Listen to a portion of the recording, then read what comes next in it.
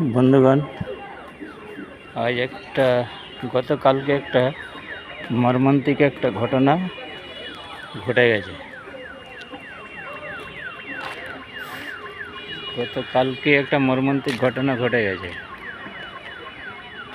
তো প্রত্যেকের উদ্দেশ্যে বলছি, সারা পশ্চিমবাংলা কেন সারা পৃথিবীব্যাপী বলছি যে এরকম মর্মান্তিক ঘটনা কোনো পরিবারের না ঘটে। আমি আজ যাচ্ছি উলুবেড়িয়ায়, একটা আত্মীয় খুড়তুতো ভাইয়ের মেয়ে, বয়স ছিল 17 বছর।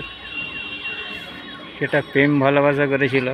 তার বাবা কি রাগারাগি করেছে, কিছু একটা হয়েছিল, হয়তো বিয়ের প্রস্তাব দিয়েছিল, হয়তো নাকচ করেছে। প্রত্যেকের চাইতো গার্জেন যে আমি আমার ছেলে মেয়ের বিয়ে দেবো ভালো ছেলে দেখে এবং ভদ্রতা দেখে।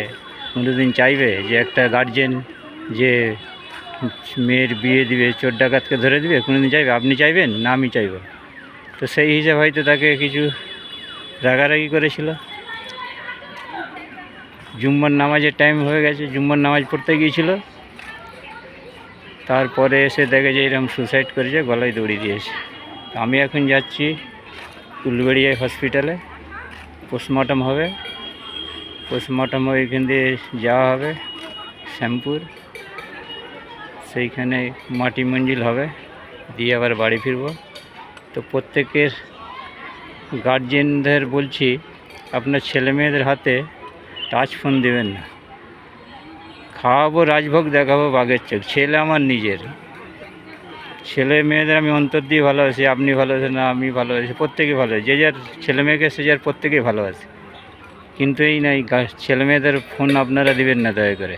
এটা একটা মর্মান্তিক ঘটনা। এই ভিডিওটা আপনারা সর্বোচ্চ শেয়ার করে ছড়িয়ে দেবেন। এরকম অঘটন কোনো পরিবারের না ঘটে, সারা পৃথিবীব্যাপী বলছি। এই ভিডিওটা সারা পৃথিবীব্যাপী ছড়িয়ে দিন। কারণ আজকে বাচ্চাবেলা থেকে মেয়েটাকে মানুষ করলো, খাওয়া দাওয়া করে, ভরণ পোষণ, লেখাপড়া, ব্যান্ডেলে ভর্তি করেছিল বোর্ডিং স্কুলে। সেইখান থেকে বেশ 5-6 বছর পড়াবার পরে নিজের দেশে গ্রামে ফিরিয়ে নিয়ে এসে হাই স্কুলে ভর্তি করে। কিছুদিন ভর্তি করার পরে এইরকম গত শুক্রবারে কালকে এরকম অঘটন ঘটে। তা আমার অনুরোধ প্রত্যেক বাড়ির গার্জেনকে, সারা বিশ্বব্যাপী, সারা পৃথিবী, সারা ভারতবর্ষ, যত পৃথিবীর দেশ আছে, এইরকম কোনো পরিবারের নেই এরকম জ্বালা যন্ত্রণা ঘটে। আজকে বলুন তো, আজকে যে মেয়েটা যে সুসাইড করলো, তার বাবা মায়ের কথা শুনলো না। ঠিক আছে, সে তো যদি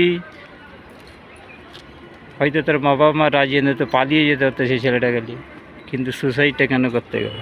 লাস্ট ফিনিশিং আমি কথাটা বলছি। কিন্তু চাইনি তার বাবা যে ওই ছেলেটার সঙ্গে বিয়ে হোক। প্রত্যেকের বাবা মা যে ভালো ছেলের সঙ্গে বিয়ে হোক।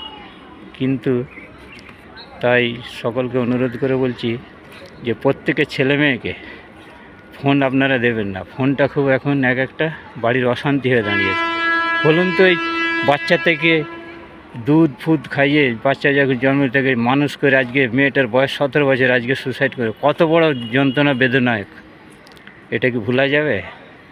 বেশ কিছুদিন অন্তরে এটা গাঁথা হয়ে থাকবে যে আমি কী করে ফেললাম। প্রত্যেকের মেয়ের, প্রত্যেকের মা বাবার। কিন্তু আজকালের ছেলেমেয়েরা এটা বুঝছে না যে আমি সুসাইড করলাম, আমি ও যে সুসাইড করলো আর জানলি চলে গেল, বাবা মার হয়তো একটু কষ্ট হবে। কিন্তু এইটা কি করা উচিত? প্রত্যেকেই বলছি, ভাই দাদারা, ছেলেদের মোবাইল দেবেন না, বাচ্চা ছেলেদের। কিন্তু এই যে জিনিসটা হলো, খুব মারাত্মক ক্ষতিকর জিনিস হলো। আমরা চাই না এরকম একটা জিনিস কোনো পরিবারের ঘটুক, অশান্তি লেগে থাকুক। মেয়েটার পিছনে খরচা করতো, বোর্ডিং স্কুলে ভর্তি করেছিল। 15 দিন 20 দিন ছাড়া, মাস ছাড়া একবার করে যেত, নিয়ে আসতো।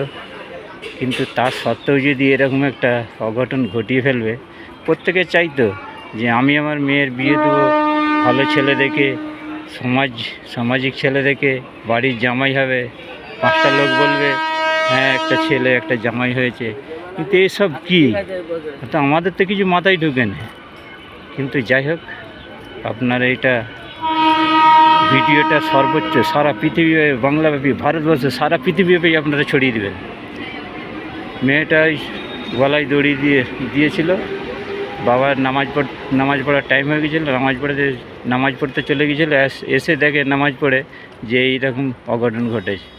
দেখেন আমি যাবো এখন উলুবেড়িয়ে পোস্টমর্টম হবে 12টার পর দিয়ে, পোস্টমর্টম হয়ে বাড়ি ফিরে দিয়ে যাবো। এবারে সদ্গতি হবে, সদ্গতি করে দিয়ে আমি বাড়ি হলে আমার আত্মীয় হয়।